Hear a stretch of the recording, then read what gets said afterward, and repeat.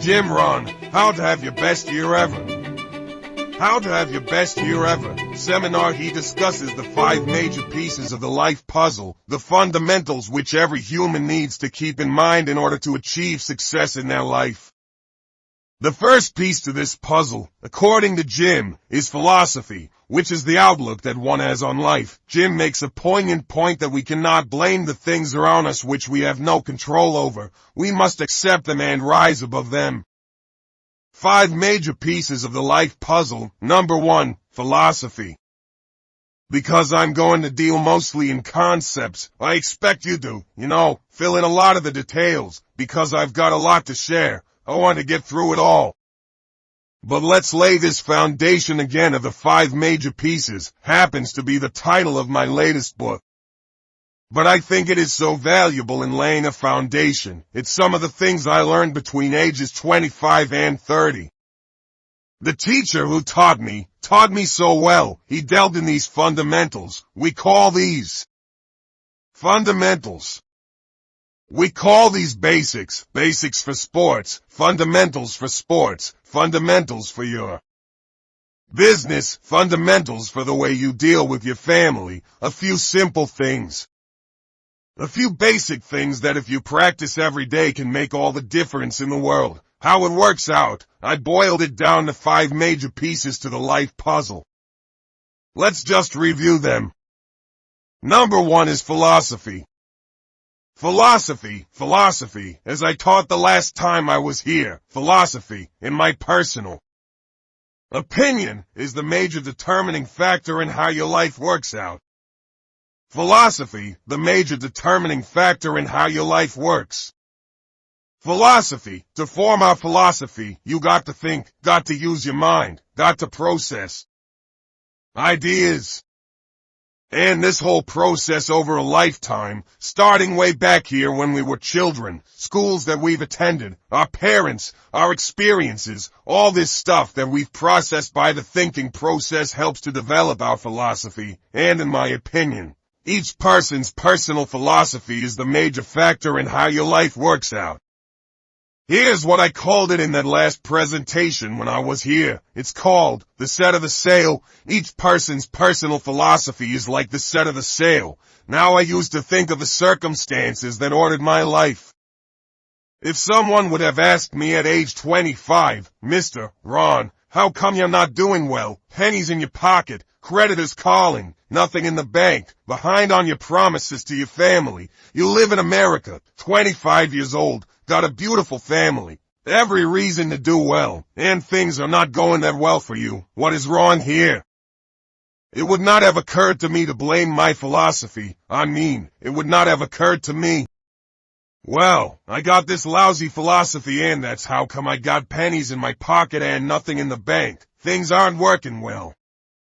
That would not have occurred to me. I found it much easier to blame the government, much easier to blame the tax problem. I used to say taxes are too high. Top tax rate when I first started paying taxes, 91%. Back then when your income reached a certain level, all your income over that 91%. So I used to say, that's too high. Now the top tax rate's about 33%. But people are still saying what taxes are too high. See that? You can't use that anymore. If it's gone from 91% to 33%, how could it be too high? Come on.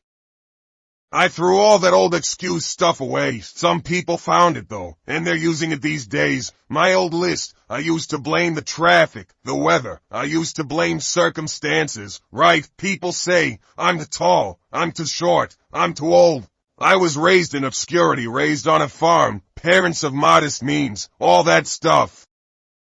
If you would ask me, how can you find yourself here with grown age 25, living in America, land of abundance and opportunity, pennies, zero in the bank, not doing well, creditors calling, it would not have occurred to me to blame my philosophy. I found it easier to blame the company policy. I used to say, if this is all they pay, how do they expect you to do well? So, I figured that, my future was going to be tied to what everybody else was arranging. The economy, and interest rates. I used to say, things cost too much. That was my whole explanation, not my philosophy.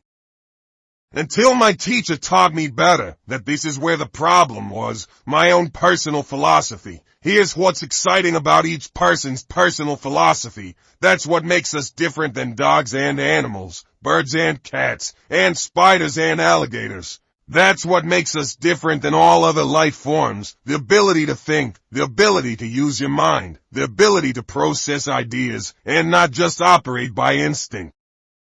In the winter, I'm telling you, the goose can only fly south. What if south doesn't look too good? Tough luck. It can only fly south. But see, human beings are not like the goose who can only fly south. I mean, you could turn around, go north, you can go east, you can go west. You can order the entire process of your own life, and we do that by the way we think. We do that by exercising our mind. We do that by processing ideas and come up with a better philosophy, a better strategy for our life, goals for the future. Okay, plans to achieve those goals. All of this comes from developing our philosophy. Philosophy helps us to process what's available. Well, when we get here, we got seed, and we got soil, and we got some rain, and we've got somewhat sunshine, and we've got some seasons. And what? The miracle of life. Now the key is, what do you do with all this stuff? How do you turn all this stuff that's available here into equity, and promise, and lifestyle, and dreams, and future possibilities? All of this that's possible now with human beings. How do you take all this stuff and turn it into this, equities and values? Well, it starts with philosophy. What is the seed? What is the soil? What is the sunshine? What is the rain? Is it possible to take some of each of all the stuff that's available and turn it into food, and turn it into value, and turn it into nourishment? Turn it into something spectacular and unique that no other life form can do? And the answer is yes, but you cannot deal with all this stuff and what to do with it unless you start refining your philosophy. Think, use your mind, come up with ideas, and strengthen your philosophy. Sow the seed in the soil, and the rain and the sunshine. This is called, the economy, and the banks, and the money, and the schools, and everything that's available out there, processing information. What to do with all that and turn it into equity and value, that is the major challenge of life, in my personal opinion. So each person's personal philosophy now is going to determine what you're going to do with seed, and soil, and sunshine, and rain, and the miracle. The change of seasons, that's it. My personal opinion, each person's personal philosophy is like the set of the sail. That's what this seminar is for today. Help you to trim a better sail. You don't need a better economy. You don't need better seed and soil. In fact, when it comes to seed, and soil, and rain, and sunshine, and seasons, and the miracle of life, that's all you got. Now what if you blame this stuff? Then you're blaming all you got. If you blame the economy, and you blame the schools, and you blame the teachers, and you blame the sermons, and the preachers, and you blame, the marketplace, you blame the company, and company policy. What else is there? When some people get through their blame list, there is nothing else. That's all there is. And if you blame the only thing you got to work with, I'm telling you it's called mistake colossal, and not understanding that. That's all you've got to work with. And if this is all you've got to work with, then you don't change the seed, and you don't change the soil, and you don't change the rain, and you don't change the sunshine, you don't change the seasons, right? Guy says, I'll take 3 springs, for summers, 9 falls. No winters, and no, you can't fool with this stuff. You got to take it like it comes. Then what do you change to make your life work well? Well, you got to start with your philosophy. Guess what I had to do at age 25 in order to change my own future? I had to change my mind. I had to change my thinking. I had to change my philosophy. I was messed up on what was causing my problem. And once I got that straightened out, that all this stuff I blamed, the government and taxes, the marketplace, and the economy, and things cost too much, negative relatives, cynical neighbors, once I got rid of that, and started going for where the real problem was, which was me, I'm telling you, my life exploded into change. My bank account changed immediately, my income changed immediately, my whole life took on a whole new look and color immediately. And the early results I got from making these philosophical changes tasted so good. I've never stopped the process from that day until this, and I'm telling you with a little consideration of the refinement of your sail, by setting a better sail, refining your philosophy. Your whole life can start to change from today on. You don't have to wait till tomorrow. You don't have to wait till next month. You don't have to wait till spring. You don't have to wait till 93. You can start this whole process immediately. I recommend it. Now, some people do so little thinking they don't even have their sail up. I mean, you can imagine where they're going to wind up at the end of this week, at the end of this month, at the end of this year. Now's the chance to change, process all this information. So, number one is philosophy, and we dealt with all that, where we get ideas, from personal experience, from other people's experiences. Philosophy, that's number one, my personal opinion, each person's personal philosophy. The definition of success and failure based on philosophy. Just make this note. Here's failure, a few errors in judgment, repeated every day. Now you can automatically assume, Mr. Rohn, I say, I can understand that. A few errors in judgment repeated every day for 6 years. I'm with my father 88 years old. He's never been ill, still hasn't retired, not long ago, midnight. We're getting ready to go to bed. We've drilled a new well, got some water, got some more acres going. He's all excited. At midnight we're getting ready to go to bed. My father's eating what he calls his midnight snack, a little bite to eat before you go to bed. Don't have to go to bed hungry. And I'm watching him eat this midnight snack. Guess what he had? An apple, a few graham crackers, and a glass of grapefruit juice. I said, no wonder my father's so healthy. My mom taught us all those good health practices taught me when I'm growing up, right? I'm an only child. I've never been ill, past the big 50 some time ago. My daughters, 32 and 33, never been ill. My grandkids never been ill.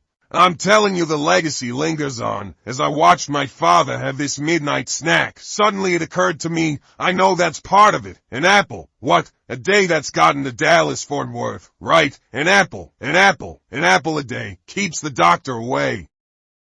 Good question for this intelligent audience. What if that's true? You say, Mr. Rohn, if that's true, that would be easy to do. Then what's the problem? It's easy not to do. It's easy not to adopt it as your own personal philosophy. Or the guy messed up the saying. A Hershey bar a day. Say, no, you've been watching too much television. It is not Hershey bar. You got to be smarter in philosophy than to fall for the Hershey bar a day. When it's an apple a day, you've got to be smarter than that. And if you make that kind of an error in judgment every day for 6 years, I'm telling you, it'll accumulate into disaster. Sometimes the first year you say, well, I'm so healthy now, what difference is it gonna make? You gotta be smarter than that. Just because disaster doesn't fall on us at the end of the first day, doesn't mean disaster isn't coming. You've gotta be so smart that you look down the road and say, well, the errors in my present judgment of philosophy, what's that going to cost me in 1 year, 6 years, 1 month, 6 months? I'm telling you the money cost, and the health cost, and the success cost is too gigantic. If you look down the road a little ways and say, are there errors in my current judgment, like an apple versus a Hershey bar? Is that just a good illustration of some of the rest of my errors in judgment? If it is, that's where I found myself at age 25. I started working when I was 19. I met my teacher who helped turn my life around when I was 25. That's 6 years. At the end of the first 6 years of my economic life, I've got pennies in my pocket. I've got nothing in the bank. The creditors are calling saying, hey, you told us the check was in the mail. I'm embarrassed. I'm behind on my promises. I live in America. I'm a 25-year-old American male. I got a nice family, every reason to do well, and I messed up. Now what's messed up? I used to think it was the community that was messed up, and the country was messed up. And the government was messed up. If those Democrats ever get in the White House, that will really mess things up. If the Republicans stay in power, that'll really mess things up. The economy was messed up. Interest rates are messed up. I thought all his stuff was messed up. Then I found out that's not what was messed up. I was criticizing the only thing I had to work with. What was really messed up was my own personal philosophy, my own errors in judgment, and my own personal philosophy brought me in 6 years to pennies in my pocket, nothing in the bank, and trying to explain why I wasn't doing well living in America as a 25-year-old American male got a family, every reason to do well. Now, once I understood this, here's the formula for failure. Errors in judgment, being lax about developing your own personal philosophy. I'm telling you, it's called accumulated disaster. It doesn't matter whether it's your health or your bank account. Guy's got an empty bank account, probably has high cholesterol. Why? Over the last 6 years, he never paid attention to either one, and it doesn't matter whether it's $1. Whether it's your money, or whether it's your cholesterol count, all you got to do is commit the errors. And just because disaster doesn't fall on you at the end of the first day that you don't eat an apple, you say, well, I didn't eat an apple today, and tonight, I'm not ill. Well, you got to be brighter than that. Someday you got to leave first grade. The reason we make those first grade desks so small, so they won't fit at age 25. You don't belong here anymore. Come on. Now, let me give you the secret to success, the formula for failure. A few errors in judgment repeated every day for 1 month starts the weakness, starts the disaster process. You can imagine what happens in 6 years. Now here's the formula for success. A few simple disciplines, practiced every day, and you've started a whole new process called a whole new life. A few simple disciplines practiced every day, and if you decide today to go for the apple instead of the Hershey bar, I'm telling you, you have begun the process of turning your life around. And if you keep up that process, not only with your health habits, but with your money habits and with your communication habits, with your sales habits and management habits, and every other habit that you got, if you'll start that process, eliminate the errors and replace it with disciplines practiced, I'm telling you to start this process of life change immediately, after today. You don't ever have to be the same again, only by choice. You don't have to walk out of here the same as you walked in today, only by choice. You can start a whole new process. You say, well, Mr. Rohn, is it that simple?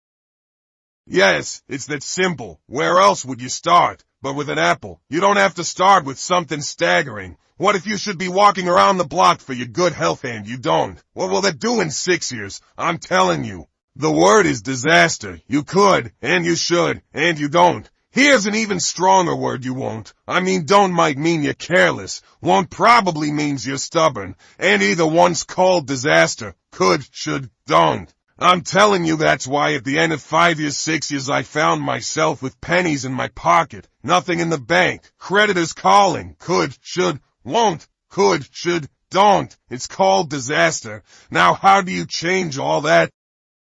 The next 6 years I got rich. The next 6 years I became a millionaire. By the time I'm 31, I'm a millionaire. How about that? You say, well, Rohn, what happened? Well, strangely enough, during that second 6 years of my economic life, the government was about the same. I'm telling you, taxes were about the same. My negative relatives were the same. I'm telling you the economy was about the same. And prices were about the same. And everything else was about the same. Circumstances were about the same. Then how come I got rich? How come I totally changed my life? I was not the same. Someone says, well, what did you go to work on to do all that? I started with my philosophy. I started amending my errors by doing some better thinking, changing my mind, coming up with ideas that I didn't have before I met my teacher. And once that whole process started for me, I'm telling you, I changed my whole life within a 6-year period. I was never the same, and I kept up that process all these years. One of the reasons why I'm here is to continue my craft. I don't want the day to come. Someday, somebody says, you should have heard Jim Rohn 10 years ago, when he was really terrific. Guess what I want people to say? I heard him 10 years ago, but you should hear him now. I'm telling you, the man works on his craft. I'm telling you, the man's done some extra reading. I'm telling you, the man doesn't miss a trick. I'm telling you, he's worked himself. That's why he's able to deliver like he does. The same thing can happen for you as a teenager. It can happen to you as a mother, as a father, as a business person, as a salesperson, running a business. Doesn't matter. Management, wherever you find yourself.